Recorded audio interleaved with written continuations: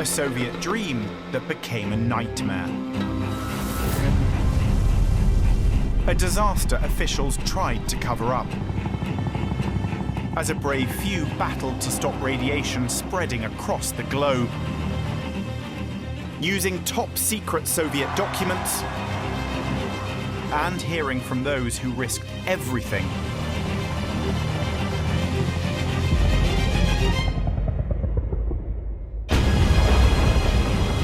This is the story of one of the world's worst nuclear accidents.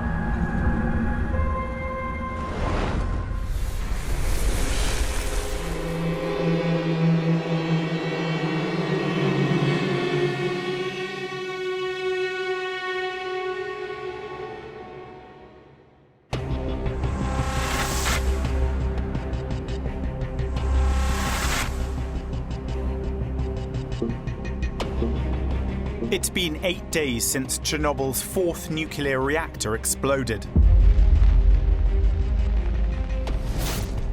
The core of the reactor is smouldering, releasing large amounts of radioactive material into the atmosphere. Helicopters battle to stop this deadly radiation escaping from the molten core. The temperatures, which we are led to believe were in excess of 2,000 Kelvin, would annihilate anything that came into that vicinity. So the way to use that is to think about how we can use the heat to melt a structure that would act as a neutron absorber. A number of different things were tried. It was decided to dump a lot of sand on top of the reactor core. Temperature and radiation levels are rising. There was a need to think about other types of element to encase that fallout. Lead and a rare element called boron are added to the sand. Up to 200 drops are made every day. They were tasked with going what they call bombing runs, filling up sandbags and dropping them through quite a narrow hole in the roof onto the reactor below. It's incredibly dangerous work. The entire time, the people in the helicopter were receiving quite a high dose of radioactivity. The reactor is leaking radiation that's up to 10 times above a lethal dose. One of the pilots who flew over the disaster site is Soviet Captain Alexander Maruhin. И о себе не думаешь, а думаешь о том, что какую пользу мы принесем. Завалено, но очень большая радиация шла с этого котла. Очень большая радиация. Хоть и вертолет весь был закрыт, но кабина грузовая открыта, потому что замерялась непосредственно фотографии, хотели сделать. Фильтрованные маски, которые на борту вертолета у меня были, они практически не давали результата никакого. In total, 5,000 tons of materials are dropped onto the reactor. 9 days after the disaster, the temperature begins to fall, and the radiation leak suddenly drops by 99%. But by then, the radiation leak outside the plant is huge. Large areas of Ukraine are now highly radioactive.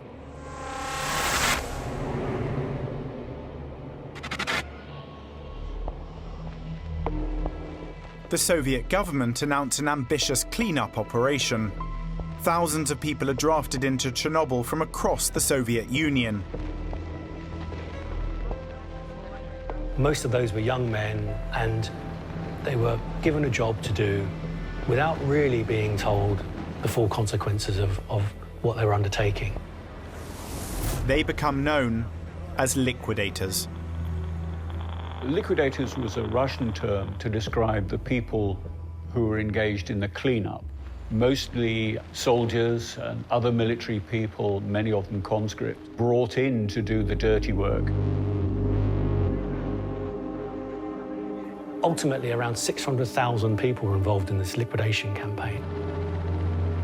This is a high-risk operation. Working in and around the disaster site, the liquidators risk being exposed to high levels of radiation.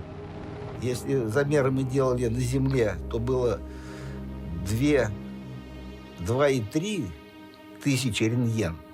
Тысячи рентген. Не миллирентген, а рентген. 2,000 Röntgen is 10,000 times higher than background radiation. And many liquidators, like Vladimir Kagan, are sent into areas like this with little or no safety equipment. Вся защита была, это одежда. Белая, комбинезоны, носки и нижнее белье одеваешь. В конце смены ты опять это сделаешь. Снимаешь, одеваешь свою. The liquidators were definitely inadequately equipped for the dangers that they were facing. The rule really was that the job had to be done, and if there wasn't the safety equipment, then people simply weren't given it. Many liquidators travel miles from Chernobyl. They move from village to village, searching for radiation hotspots.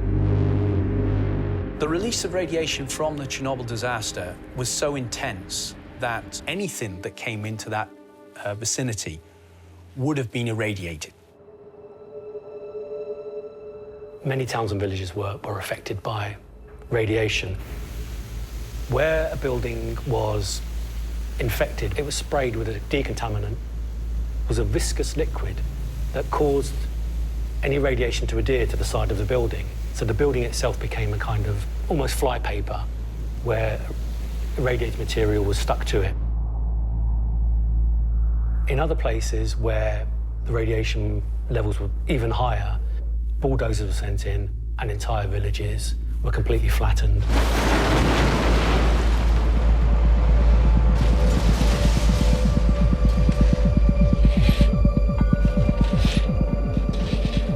Abandoned homes are searched. Cars are collected. Anything registering high levels of radiation is removed and buried.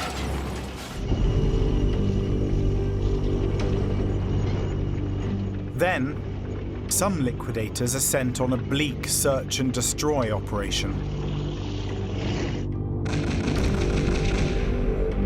You needed to remove all the livestock and much of the wildlife as well, because it was radioactive. They went into towns, villages, found animals, pet dogs, cats, and shot them. It was terrible, soul-destroying work.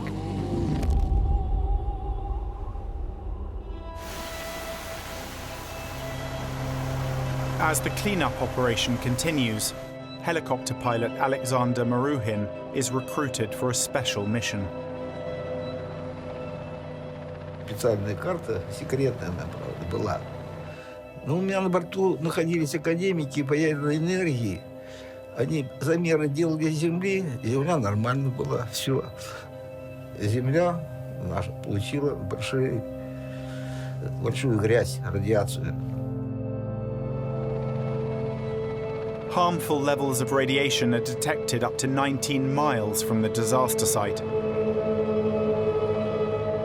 During one flight over this contaminated countryside, Alexander makes a surprise discovery. Но, вернувшись в этот район, пролетая над поселками, наблюдаю, сидят у дома.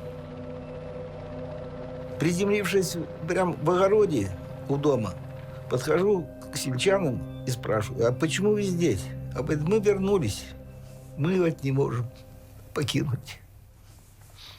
Рядом коровы есть, и доют, и сами кушают, что там, не знаю, но мы питаемся. Their cows are likely producing milk that's highly radioactive.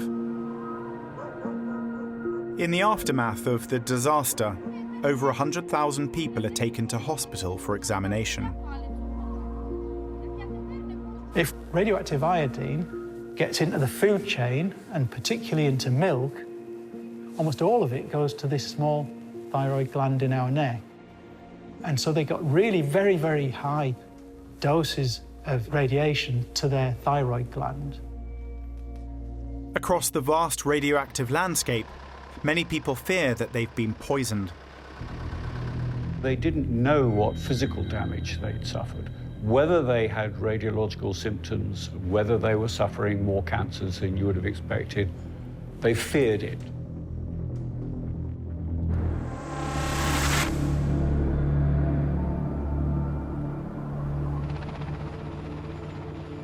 Soviet authorities face a dilemma. Chernobyl used to produce 10% of Ukraine's electricity, and that power is still needed. Despite the huge dangers involved, it's decided the 3 working reactors must be switched back on. То есть никто не думал вообще среди персонала, что станция не будет жить, когда будем пускаться. Поэтому первая была задача навести порядок в радиационных делах, научиться работать в этих условиях, перестать рвать на себе рубашки и самое. Before Chernobyl can begin producing power again, 2 things must happen.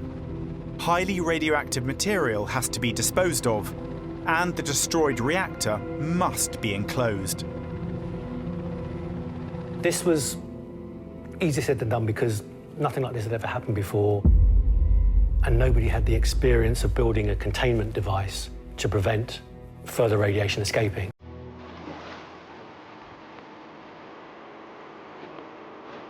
An ambitious plan is drawn up. A large metal structure will be built, called the sarcophagus. It was essentially a series of flat-packed slabs of concrete and steel, built off-site, put together, moved into position around what was left of the reactor building, and then assembled. This turned out to be probably the world's largest prefabricated building. Инженерное, опять же, простейшее решение. Принимали решения, делали, строили. При минимальных, кстати говоря, затратах ДОС. Его перекрытие и так далее практически стоят без единой там, связки болтами, гайками. Как бревна, из бревен собранный дом.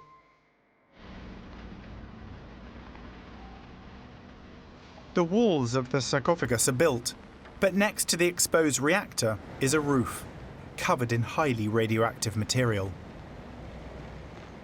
Before operators can go back to work, this has to be cleared. They tried using robotic vehicles, automated vehicles, but it didn't work. Essentially, the radioactivity fried the circuits of those robots, and they died. It became very clear very quickly the only solution was to use humans to do this work. And in a grim piece of Soviet irony, they became known as biorobots.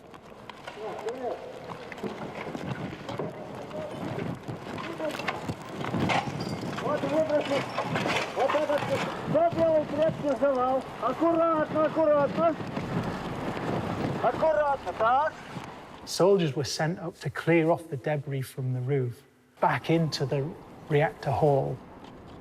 They were incredibly brave because they faced something that was, to them, a terrible danger.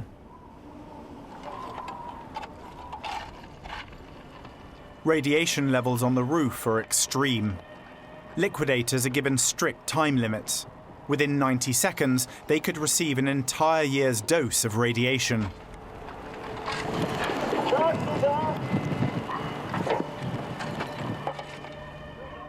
Most of the dose they got was you can't control with suits and respirators. There is an additional risk from inhalation of radioactivity. There's an additional risk if you get contamination on your body. They were getting an external gamma dose rate risk, which goes through any suit that you can imagine. Nearly 4,000 people braved the roof to clear this deadly material.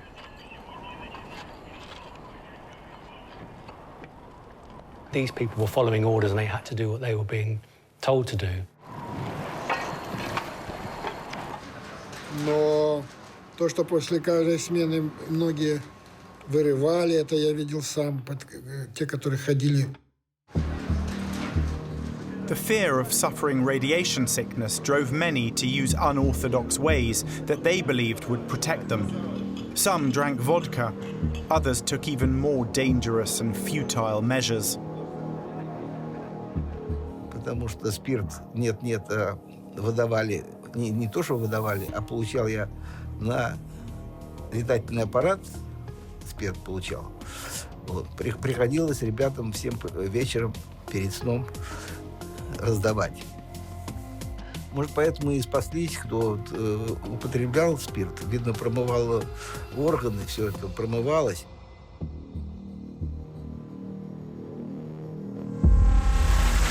Five months after the explosion, the roof's radioactive material has been cleared. The Chernobyl power plant's 3 working reactors can now be switched back on.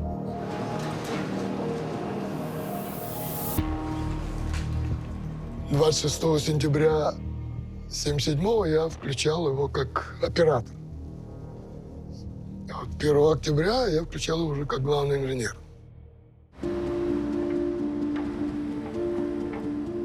The liquidators raise a flag to celebrate. But within 24 hours, disaster would strike again. As the sarcophagus neared completion, a military helicopter was flying over the sarcophagus, pouring decontaminant into the reactor just as a final cleansing operation, as it were.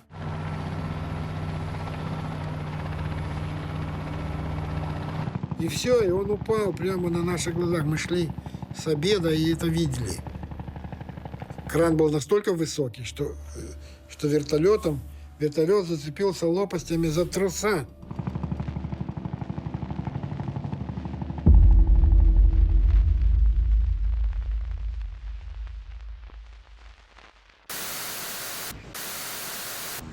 Это просто катастрофа.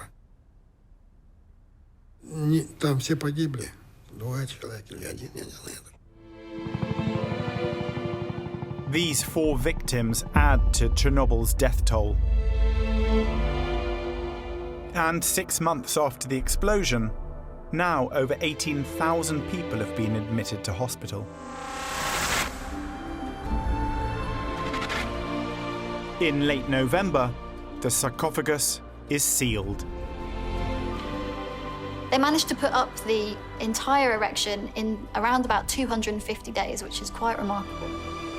The radiation leak has finally been stopped. The world breathes a sigh of relief. We're assured it's now completely safe to be here, just a few hundred yards away from reactor number 4. When the concrete entombment was finished, the level of radiation went down by several thousand-fold. The summer of 1987. Chernobyl makes headlines once more. 12 miles from the disaster site, inside this building, a trial is taking place. The trial became known as a so-called open trial in the closed zone because they conducted it in Chernobyl. No one could admit that the system could fail because the system was everything. So the government can't accept that responsibility. It's got to be someone else's fault. In the dock are 6 people, including Anatoly Dyatlov, who was in charge on the night of the disaster, Chief Engineer Nikolai Fomin, and Chernobyl's plant director, Viktor Brukhanov. Brukhanov knew quite well that sooner or later he would end in prison. That was part of the unwritten rules of the game. Within the Soviet managerial system, the director would be always kept responsible for what happened. For many, the verdict in this trial is a foregone conclusion. The authorities had made up their mind who was responsible, but there needed to be some form of public acceptance and show of trial and retribution. As authorities prepare to pin the blame, secret KGB documents now reveal they knew these people weren't responsible. Chernobyl's style of reactor had major design flaws. This document states that in 1987 there were 66 emergency shutdowns at nuclear power facilities across Ukraine, which seems to be really very high. 80% of these shutdowns are associated with design and process equipment. It tells me straight away that the design is arguably not fit for what its purpose would be. Rather than admit Soviet design was at fault, witnesses are called to try and pin the blame on those on trial. Меня вызвали, я из Москвы прилетел. Мне задали 2 или 3 вопроса. Когда понял, что я отвечаю не так, мы прекратили допрос свидетелей. Все, я улетел обратно. The verdict is announced. All are found guilty of violating safety measures. Dyatlov, Brukhanov, and Fomin received the maximum sentence, 10 years hard labor.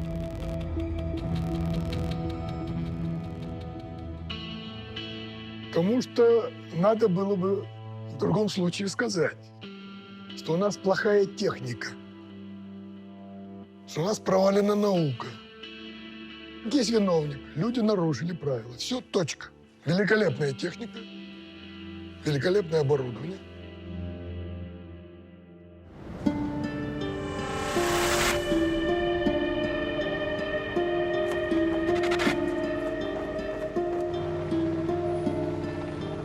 Five years after the Chernobyl disaster, and its impact is still being felt. It has severely damaged the stability of the Soviet Union. Chernobyl became a catalyst for the independence movements that had been growing, I think, quite slowly, but had been calling for more autonomy for the republics.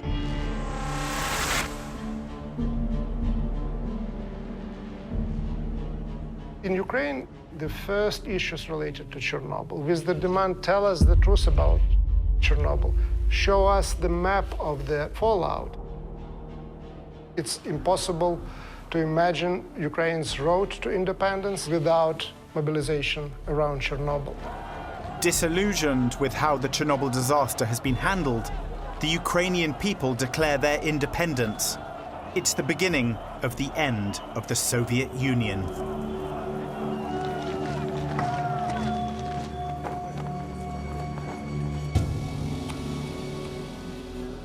But in the rush towards independence, the human cost of Chernobyl is forgotten. Many of the liquidators, those who cleared up the disaster, are suffering terribly. И все, что мы получили доза радиации, ну, нам, конечно, об этом не говорили, но все равно мне дало все заднее место. После этого сделали операцию, и сейчас я инвалид первой группы.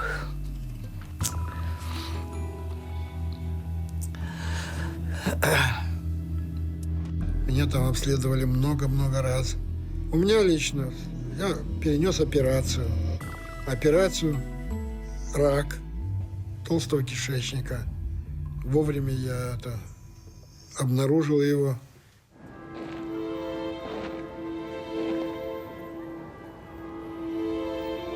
The official death toll stands at just 31. But those who were at the disaster site tell a very different story. Значит, умерли с моей бригады 5 человек из 8. Понимаете? Молодых причем. Моих друзей, которые выполняли задачи, а выполняли все почти. И много померло, ребят. Очень много. Не знаю, кто живы или нет, с моего экипажа и всех, сколько я летчиков знал, уже многие ушли от нас. Очень много ушли. Even for those who didn't receive a fatal dose of radiation, there is still a huge price to pay. People's fear of what might happen to them because of the radiation. That's been the biggest single problem in terms of health effects. Убьет радиация и так далее. Психологически-то многие сломались. И он жил в ожидании, когда у него испортится здоровье, когда у него возникнет рак. You think the radiation is going to do harm for you, so you don't take as good care of yourself as you might. You might drink more, you might smoke more, you might live more dangerously. And so those factors in the lives of the liquidators have been much more important than the radiation dose that they received.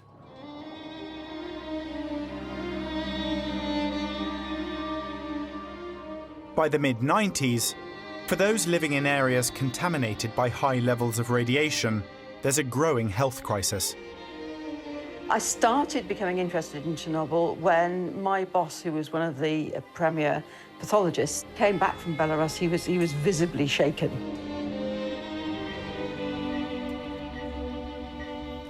We have seen an increase in thyroid cancer in about 7,000 children. Everyone was a child at the time of the accident.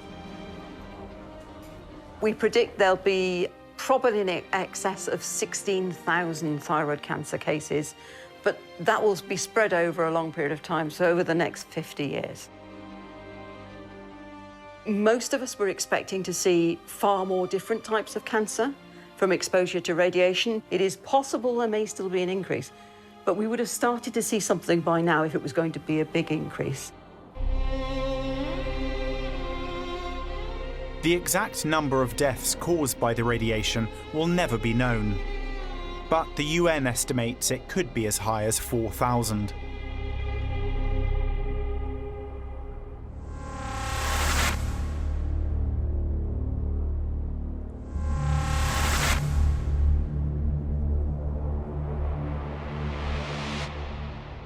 The city, just 2 miles from the disaster site, remains a haunted wasteland. Without human interference, nature is reclaiming the area.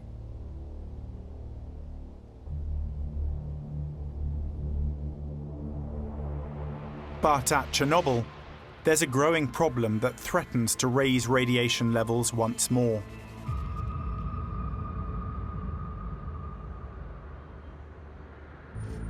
Inside the sarcophagus, it was essentially continually raining. It was because of the heat difference between the inside of the sarcophagus and the outside. So everything inside of the reactor building, inside of the sarcophagus, was corroding really very badly, including the fuel itself, which, when it corrodes, it creates radioactive dust.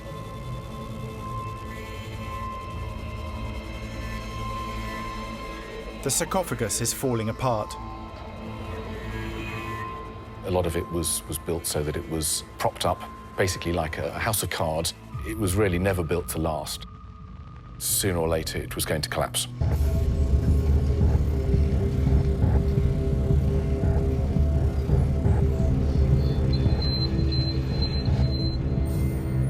Workers explore Reactor 4's building and discover corrosion in many areas.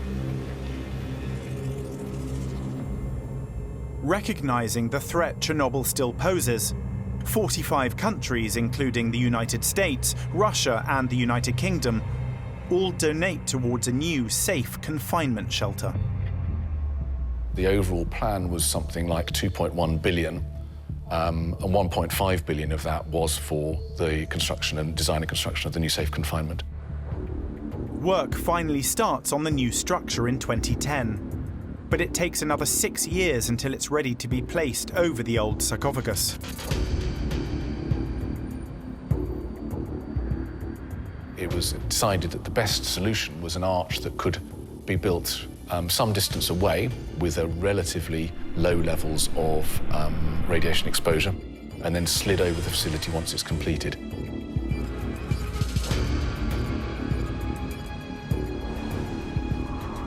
This is to be the largest movable land-based structure ever built.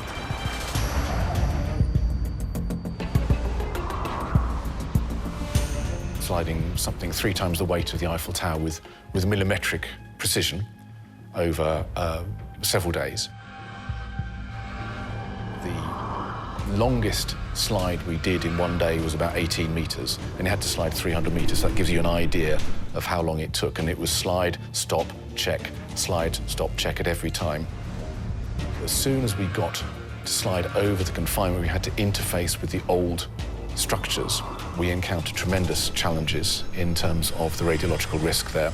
The worst was places where workers could work for about 5 minutes a day in terms of sealing the old structure because of the radiation levels were so high. At times had doubts whether we'd actually ever get over the finishing line.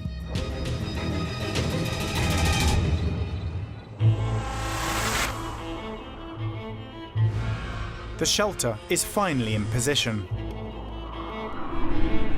As the new confinement structure is sealed into place, radiation levels fall by 90%.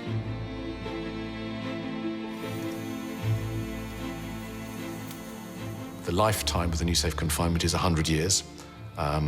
Its design life is 100 years. I have every expectation that it will actually last considerably longer than that. Reactor 4 is now safer than it has ever been, and the teams start the long and difficult task of deactivating the remaining reactors.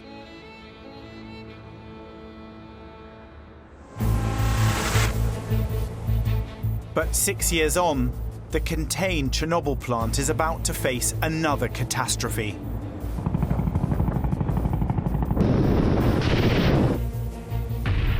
Once the invasion happened, people realized that the invasion route, one of them at least, towards the capital Kiev, lay through the exclusion zone. Russia was moving tanks and heavy equipment through the zone, and that raised radioactive dust. Ukraine is under attack. It has been since the early hours of the morning. Russia pouring troops and tanks into the Chernobyl exclusion zone.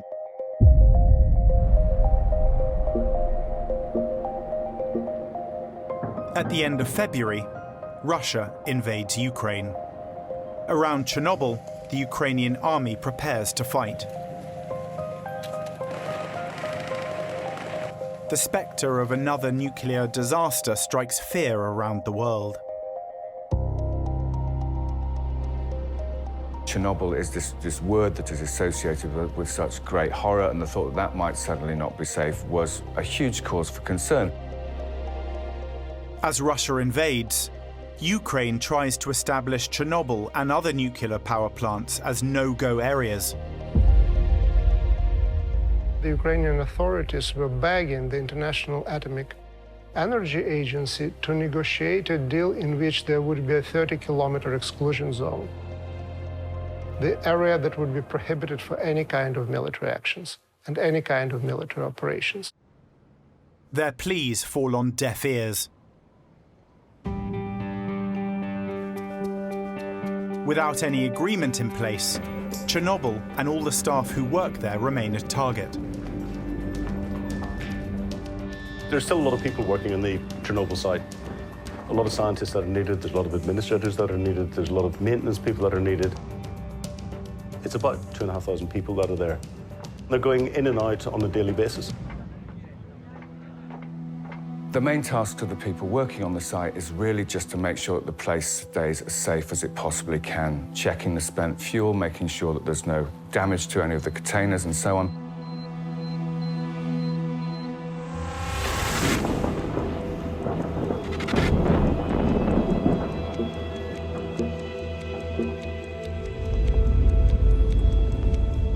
Within hours of the invasion, Russian and Ukrainian forces battle outside the nuclear power plant.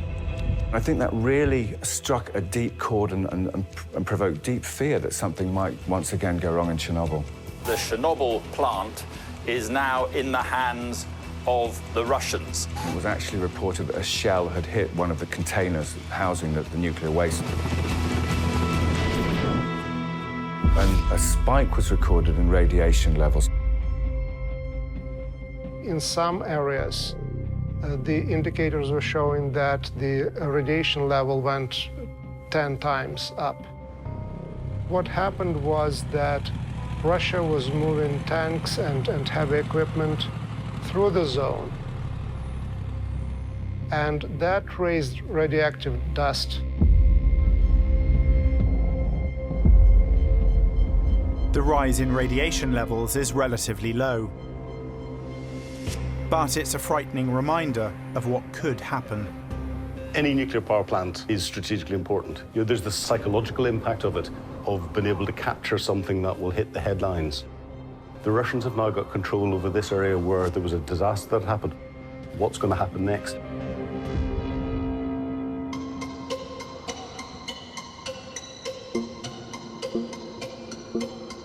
Just 13 hours after the invasion begins, Russian forces take over Chernobyl. 200 workers are taken hostage.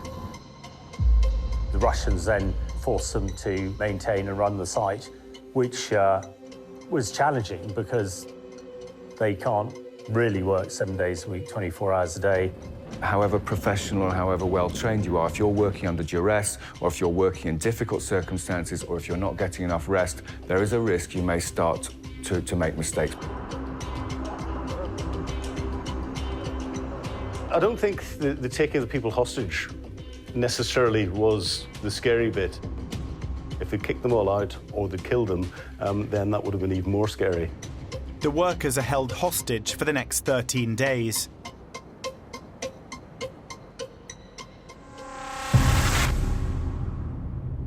Then, the situation at Chernobyl worsens. On the 9th of March, the power went down on the Chernobyl site.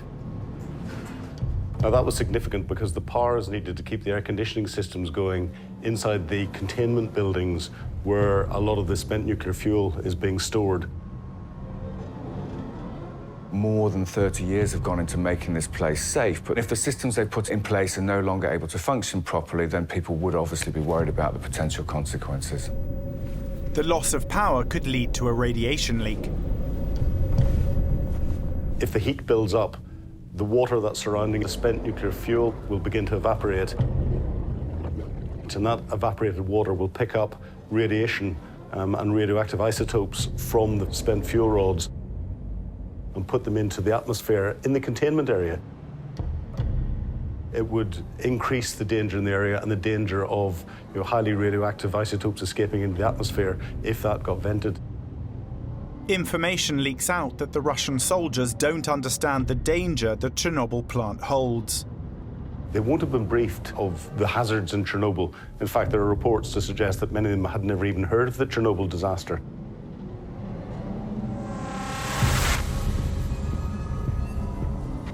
With every passing day, there's a growing fear about what's happening inside the plant. Suddenly, all monitoring systems and all communications to the outside world are cut.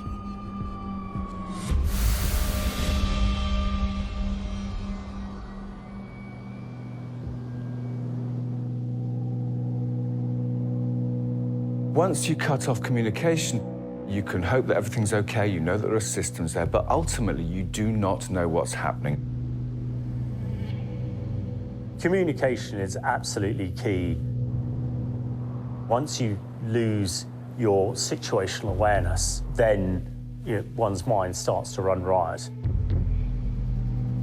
And when you're looking at a potential nuclear disaster, and there is no information going any way, people obviously start thinking about what the implications are.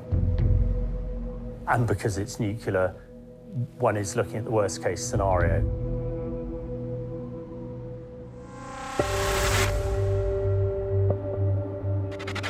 After 5 days, Chernobyl is reconnected to the power grid.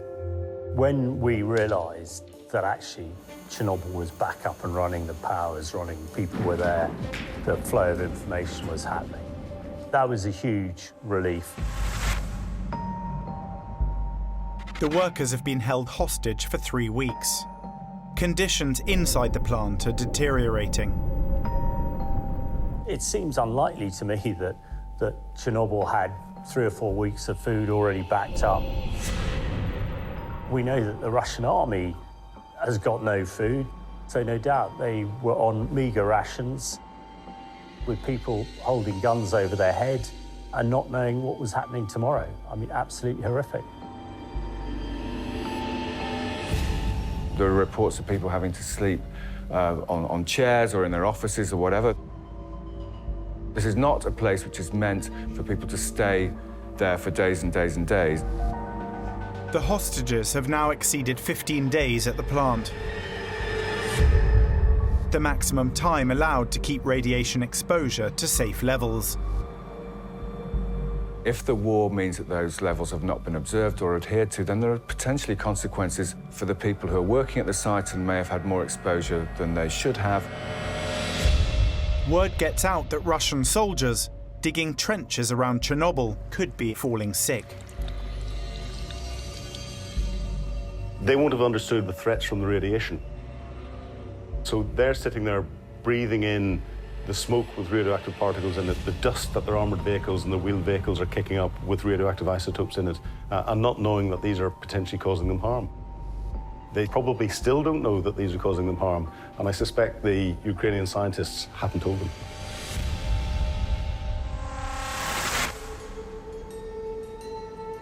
Russian troops have now pulled out of the heavily contaminated Chernobyl nuclear site. After 24 days of captivity, the hostages are finally released. And replacement workers are allowed to enter the site.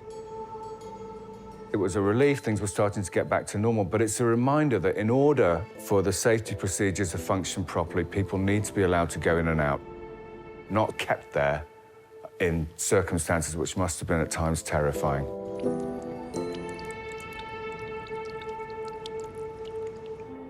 The Russian targeting of Chernobyl has highlighted the potentially devastating role of nuclear installations in wartime. The last time that we had a large-scale war in Europe, the Second World War, this was not a Europe where there were nuclear power stations. And I think the return of 20th century war, combined with this technology that was supposed to be part of a peaceful future, has really scared people. Russia is really weaponizing nuclear power plants in this war on Ukraine. What is happening in Ukraine today is a warning to the world as a whole about the danger of the nuclear power that normally we didn't think about or didn't talk about, and that's what happens once the war arrives. The unthinkable of attacking nuclear power stations has happened, and we must make sure that it doesn't happen in future. Chernobyl's deadly legacy began over 30 years ago and will continue long into the future. The Chernobyl reactors today are a stark reminder of what happens when you don't think things through, when you don't have a plan for what to do when something goes wrong. Particularly when we're talking about radioactive materials that could have severe health consequences. Those materials are now there. They may still be there for another 30 years, maybe 300 more years. Today it symbolizes different things for different people. It has been a symbol of the danger that the nuclear power brings along, but also a symbol of the war and Russian aggression. So Chernobyl really means different things, but none of those things is actually good or positive.